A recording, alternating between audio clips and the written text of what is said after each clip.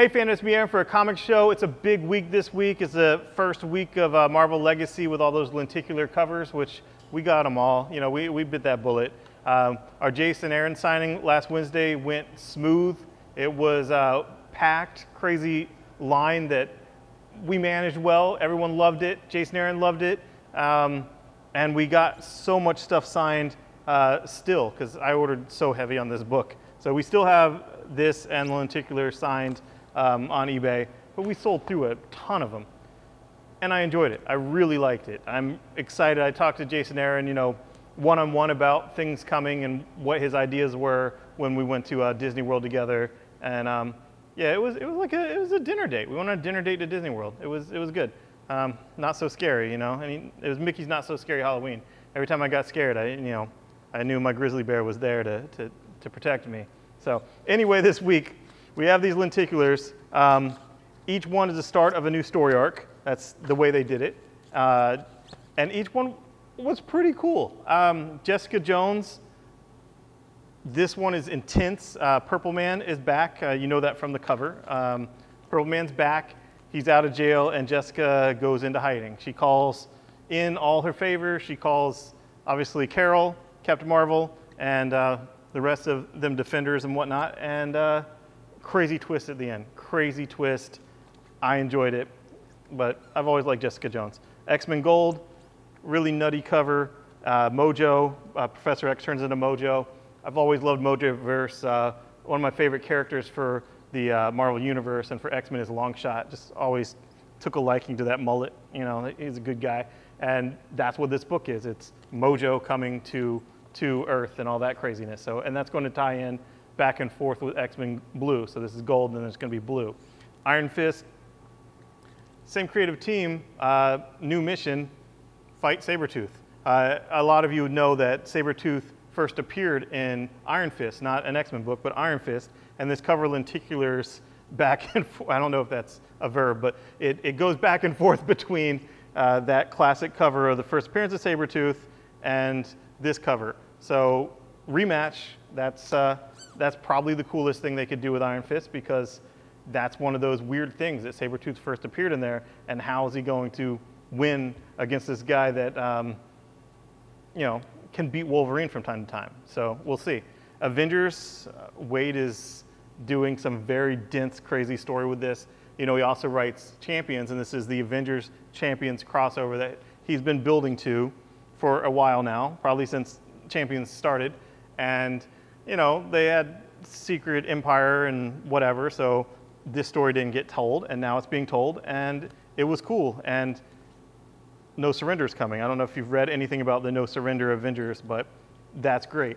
That's pretty crazy intense stuff coming. The whole world gets taken over, just nutty stuff. But Iron Fist is legacy numbered 73, and Avengers is legacy numbered 672. The other books I talked about kept their numbers, because I guess they were low in their numbers. Venom already renumbered to the 150s. This is 155 now. And it goes back and forth to Brand New Day and with Spider-Man to Venom, which is pretty darn cool. And this is I'm pretty sure you know this story arc, that Kraven is hunting Venom. Kraven's hunting Venom. Like every single one of these legacy relaunch books has a pretty interesting hook. And I kind of think they did like a pitch meeting and said, like, well, what's the coolest thing we could do with this character? What do we think fans would want that are fans of this character from, you know, for the long term? And Iceman is the Champions. It goes back and forth with the Champions cover. Iceman was one of the champions, and now all the champions are in this book with Iceman, including Ghost Rider and Angel, Hercules, all those guys. So if you were already reading Iceman, it's enjoyable. He gets to meet up with some old buddies and have some drinks and then go on some kind of adventure. If you weren't reading it, you can jump on here, because this is the first time they've been in the book with him, and it's a new story arc. The Royals, look at this cover. This is nuts. It's the Days of Futures Past craziness with a Sentinel and Wolverine, and then it goes to Black Bolt. And this book starts a new story arc. It starts 5,000 years from now, which was weird, but just go with it. If you're reading it enjoy it. If you weren't reading it and you were interested in this cover, it's not like you're going to be lost necessarily any more than anyone would be lost, because it jumps like 5,000 years in the future. And all these books have a pretty cool backup of 4 pages telling you who the character is, and not just their origin, but relevant story stuff. So here's where Iceman came from, the original X-Men, and then where his younger self came back from the past and said he was gay, so now the older self is gay. It says, I know this sounds convoluted, it is convoluted, but it's also true. He's gay, so now you know. So if you didn't know, now you know. So if you have no affinity to these characters, you could read the last 4 pages in each book, which is just a short story of what that character's backstory is, so you can get caught up. And then this one goes back from Giant Size X-Men #1 to the Spirits of Vengeance #1. And the Spirits of Vengeance are Blade, Ghost Rider, Hellstorm, and Satana. And they have some kind of crazy mission that looks badass with demons and craziness. So if you wanted something with Marvel horror stuff, that's your book. It has Blade and Ghost Rider in the same book, so go for it.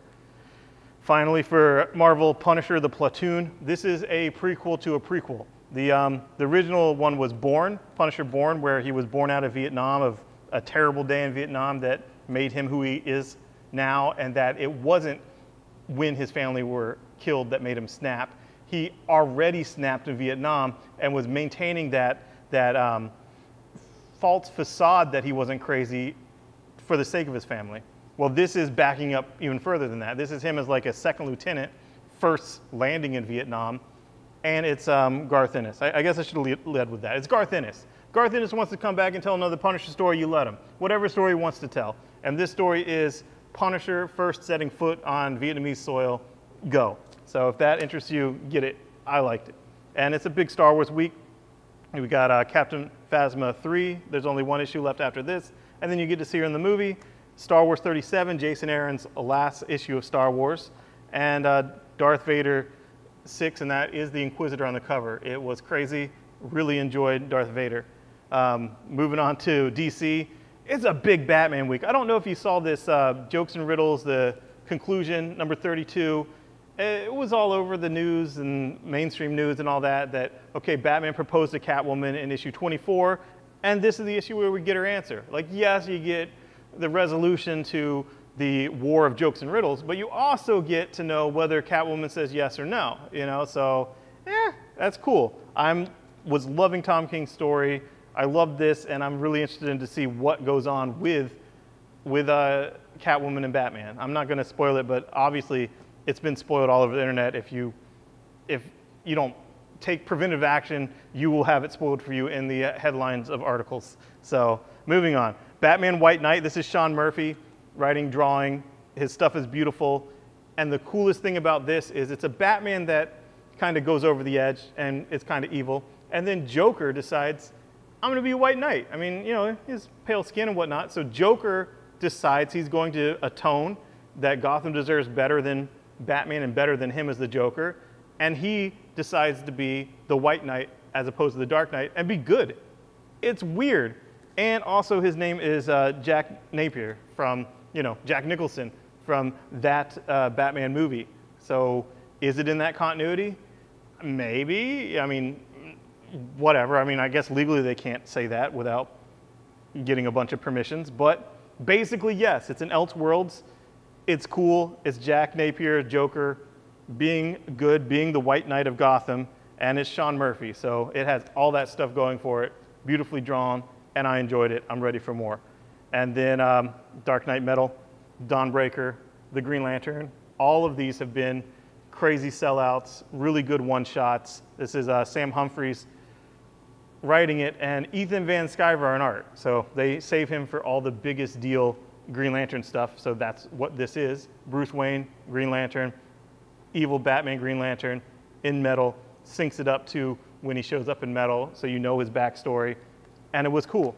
And then the finale of the Gotham Resistance Metal tie-in, Green Arrow, it's here. I've enjoyed this story. It's been very fast-paced, lots of action, and you got Titans, Nightwing, Green Arrow, Suicide Squad, all fighting the evil Batmans and Robins and craziness, and I enjoyed the hell out of that. Then finally for DC, Harley and Ivy meet Betty and Veronica. I'm not, no shit, that's what it is. It was cool. Oh, and Paul Dini wrote it. So, you know, kind of a big deal there. So if you enjoy Harley Quinn, this is Harley and Ivy, written by Paul Dini, where they meet Betty and Veronica, and I guess hilarity ensues. It's actually not a one-shot, it's a 6-part series.